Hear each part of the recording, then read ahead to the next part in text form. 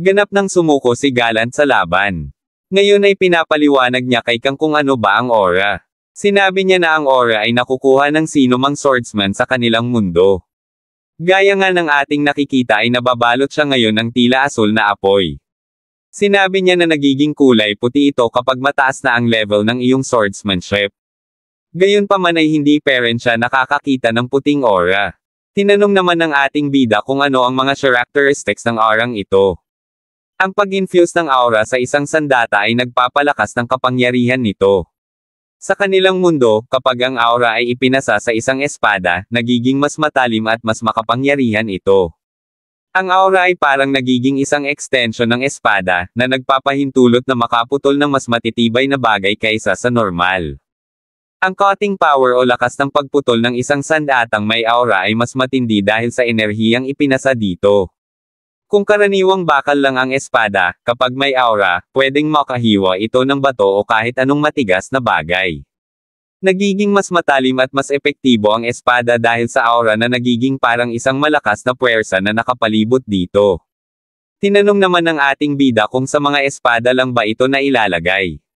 Sinabi naman ni Gallant na pwede itong gamitin sa kahit anong sandata, gayunpaman ay hindi ito pwedeng basta-bastang magamit ng malaya sa ibang sandata o bagay. Gaya na lang ng kanyang espada. Tanging ito lang ang malalagyan niya ng aura dahil ito ang madalas niyang gamitin. Dito niya binuhos ang lahat ng oras at pag-e-ensayo niya.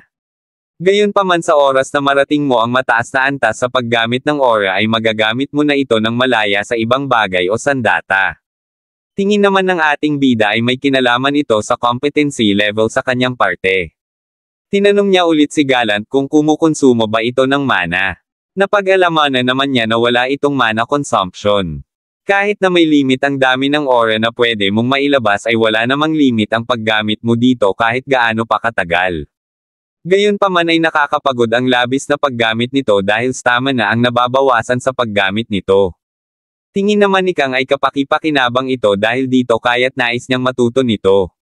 Sinabi naman ni Gallant na walang espesyal na pamamaraan para matutunan ang paggamit nito. Dahil natural na lang itong lalabas gamit ang iyong personal na realisasyon. Gayunpaman ay hindi siya nakakasiguro dito. Pero tingin niya ay kaya itong ipaliwanag sa kanya ng mga sword masters ng mundong ito. Medyo naiintindihan naman na ni Kang ang tungkol dito. Naiintriga din siya sa sinasabing mga sword masters ni Gallant. Hindi alam ni Gallant kung paano ito natututunan dahil natural lang itong nalabas sa kanilang lugar. Tinanong naman siya ni Gallant kung ito lang ba ang nais niyang malaman. Dahil kung wala na ay handa na siyang pumanaw. Hiniling na niya kay Kang natapusin na siya nito at huwag nang pahabain ang kahihiyang inaabot niya. Nais na niyang magpahinga kasama ang kanyang mga kasamahan. Babaunan niya ang nakakahiya pero kakaibang karanasang ito sa kabilang buhay. Naintindihan naman ni Kang ang pusong warrior ni Gallant kaya't malugod na niya itong pinaunlakan. Sa kanya namang pagtapos dito ay nagdulot ito ng pagtaas ng kanyang spiritual power, gayunpaman ay hindi ito gaanong tumaas dahil mahina itong nakalaban niya. Pagkatapos ng tagpong iyon ay muli silang nagpahina ng dalagita. Kasabay ng paglubog ng araw ay binasag ng ating bida ang kanina pang katahimikan. Tinanong niya ang Demon Princess kung ano ang pangalan nito. Ang pangalan niya ay Anesha at nang tanungin naman niya ang pangalan ng ating bida ay higit pa sa pangalan ang sinabi nito. Sinabi ni Kang Taesan sa prinsesa na siya ang magiging tagapagbantay niya simula ngayon. Kinagulat naman at pinagtaka ito ni Anesha.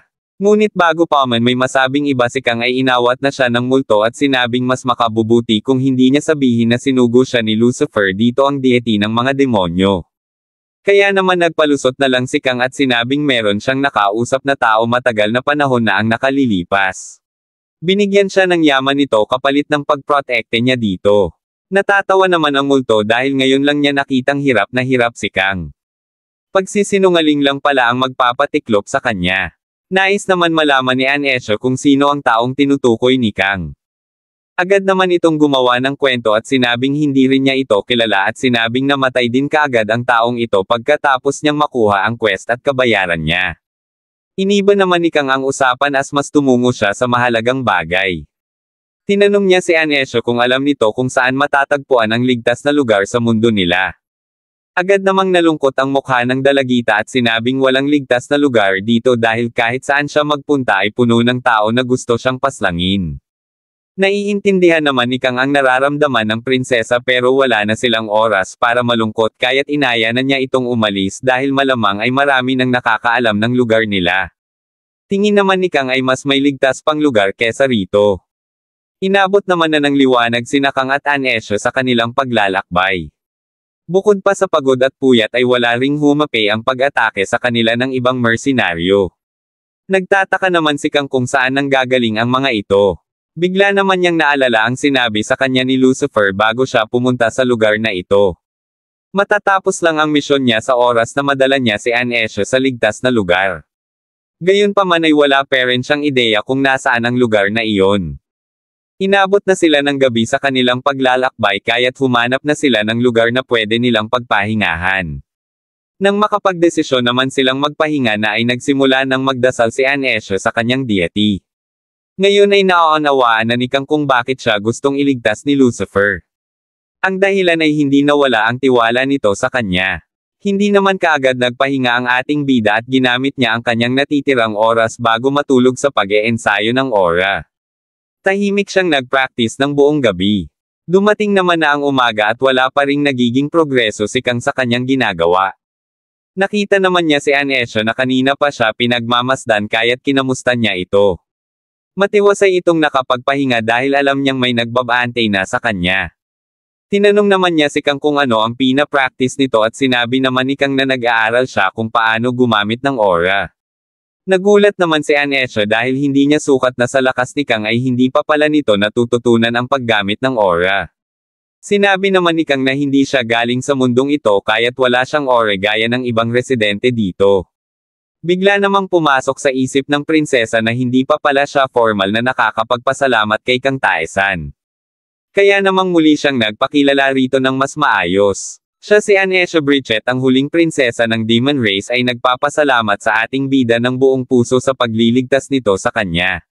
Sinabi naman ni Kang na hindi ito dapat magpasalamat sa kanya dahil binayaran naman siya para gawin ito. Sa di kalayuan ay napansin ng multo na may paparating pang mga kalaban. At sa pagkakataong ito ay mas marami sila kumpara sa mga naunang nang ambush sa kanila. Ang mga taong ito ay isang grupo ng mga wizards at gaya ng ibang mersenaryo ay narito din sila para dakpin si Anesha. Pakilala naman ito sa kanila. Siya si Barmondor at isa siyang wizard na nagmula sa Malfrey School na nagmula sa The Great Magic Tower. Nakakaramdam naman ng pagkasabik ang ating bida dahil mukhang mas malalakas itong makakalaban niya ngayon at alam niyang marami din siyang matututunan mula dito. Hindi naman matanggap ni Barmondor na experience points lang ang tingin sa kanila ni Kang. Hindi niya sukat akalain na isang barbaro ang magiging tigipagbantay ng prinsesa. Itinaas na niya ang kanyang staff at nagsimula ng palibutan ito ng mana. Sinabi niya na sinusunod lamang nila ang utos ng kanilang deity at iyon ay ang tapusin ang buhay ng prinsesa ng mga demonyo. Sinabihan niya ring sumuko na si Kang sa kanila bago pa maging madyugo ang mga kaganapan. Tingin naman ni Anesha ay ginawa ito ni Hamon dahil gusto niyang ubusin ang buong lahi nilang mga demons. Pinayuhan naman siya ni Kang na magtago muna sa kuweba dahil baka malagay pa ang kaligtasan nito sa alanganin. Agad nang nagsimula ang laban niya kontra sa mga wizards. Ginamit kaagad ng mga ito ang advantage nila sa dami at pagiging long range laban kay Kang. Pinalibutan siya ng mga ito at pinaulanan ng mga spells. Pero binaliwala lang ito nag-ating bida. Gamit ang kanyang natatanging bilis ay isa-isa niyang pinaghihiwa ang mga wizards na kalaban niya. Sa kanilang pagpapalitan ng pag-atake ay nagawa niyang paatrasan si Barmondor. Walang nagawa ang protective shield nito sa mga pag-atake ni Kang. Hindi naman siya makapaniwala na ang kanilang mga magic ay walang silbi sa paslit na ito. Inutusan niya ang kanyang mga kasamahan na umatras para baguhin nila ang kanilang stratehiya. Nang magkaroon ng distansya ay sabay-sabay silang nag-cast ng spell patungo kay Kang.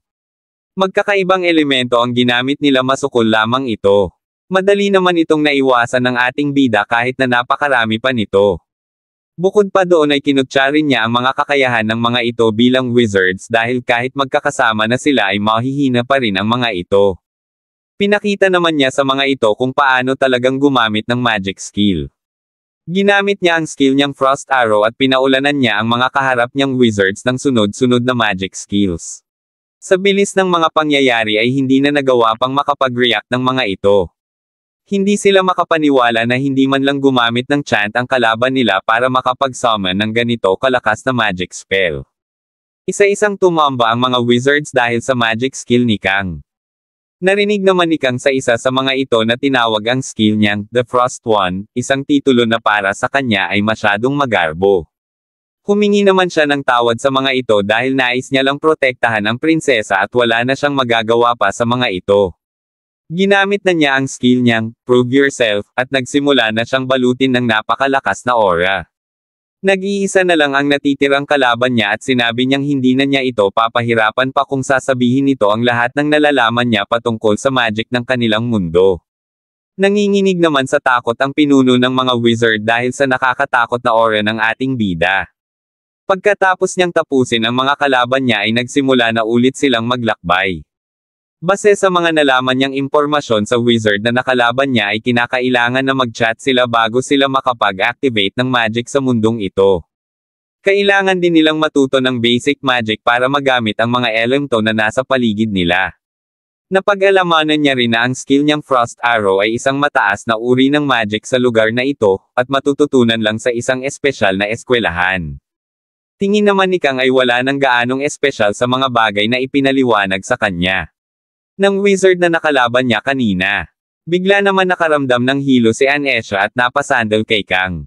Nag-alala naman ito dahil dito kaya't gumawa na siya kaagad ng paraan. Mula sa kanyang inventory ay may hinugot siyang makapagpapagaling sa prinsesa.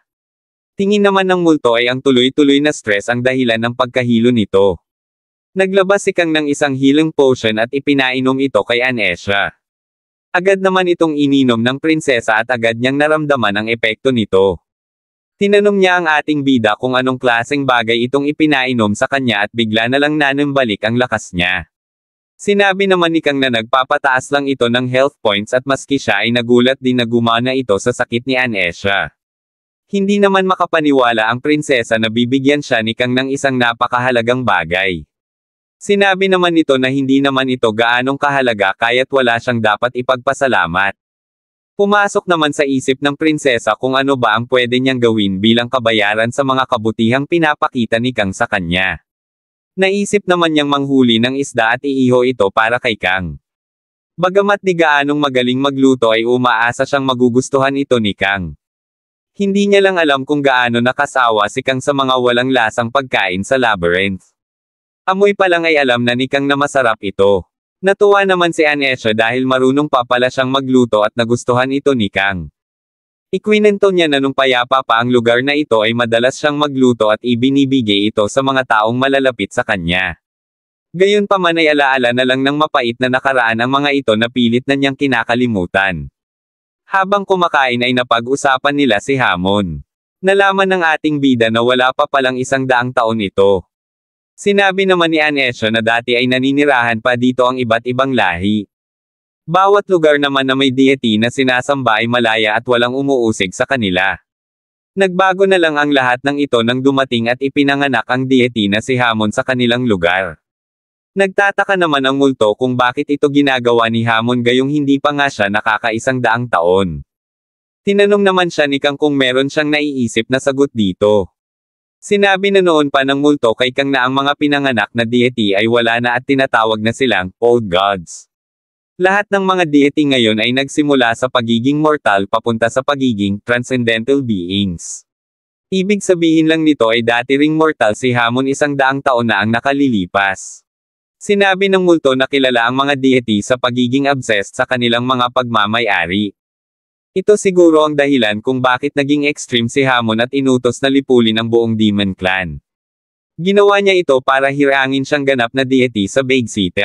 Nagtataka naman si Kang kung bakit nanatili lang at walang ginawa si Lucifer sa kanyang mga mananampalataya. Tingin naman ng multo ay kaya niya pinadala si Kang dito dahil ito lang ang makakaya niyang gawin sa ngayon. Wala siyang choice kundi maghintay ng malakas na nilalang at pakiusapan itong tulungan siya sa suliranin niya sa mundong wala siyang impluwensya. Dahil kahit gaano kalakas si Lucifer ay wala siyang magagawa at hindi niya kakayaning makipaglaban sa kapwa niya deity sa hindi niya teritoryo. Ngayon ay naiintindihan na ni Kang ang nais gawin ni Lucifer. Pigilan si Hamon sa kanyang binabalak at protektahan si Anesha ang natitirang nilalang na naniniwala sa kanya. Bigla naman niyang naisip ang kahilingan niya. Sa oras na makumplito niya ang quest na ito ay malalaman na niya kung sino ang salarin sa pagkasira ng kanyang mundo. Sa di kalayuan ay may isang kumpol na grupo ng mga adventurer. Halo-halong mga knights, warriors, at wizards ang nagsama-sama. Kasama pa sa mga ito ang isang advanced level wizard. Ang ganito kadaming mandirigma ay kaya ng sumira ng isang syudad. At ngayon ay nagtipon silang lahat dito sa iisang layunin lamang. Ang poksay ng huling prinsesa ng mga demonyo na si Anesha. Inaabangan naman sila ni Kang at napansin din nitong napakadami ng makakalaban niya ngayon. Tinanong siya ng advanced level wizard kung siya ba ang tigipagbantay ng prinsesa ng mga demonyo. Sinabihan din siya nito na sumuko na siya dahil si Anesha lamang ang target nila at wala naman silang intensyong labanan siya. Nandirito sila para sundin ang utos sa kanila ng kanilang deity. At iyon ay ang tapusin si Anesha ang Dimuan Princess. Siyempre, tumanggi naman ang ating bida at sinabing may personal siyang rason kung bakit niya ginagawa ito. Sinabihan din niya ang mga ito na ikalat ang tungkol sa kanya. Na siya namang kinagulat ng mga kalaban niya nang marinig ito. Hindi nila maintindihan kung ano ang pinaplano ni Kang Taesan. Sinabi naman ng ating bida na mabuti na lang at marami silang pumunta dito dahil mas pabor sa kanya ito. Kaya naman inaya na niya ang mga ito na sumugod na sa kanya dahil mas mapapabilis kung tatapusin niya ang mga ito ng sabayan.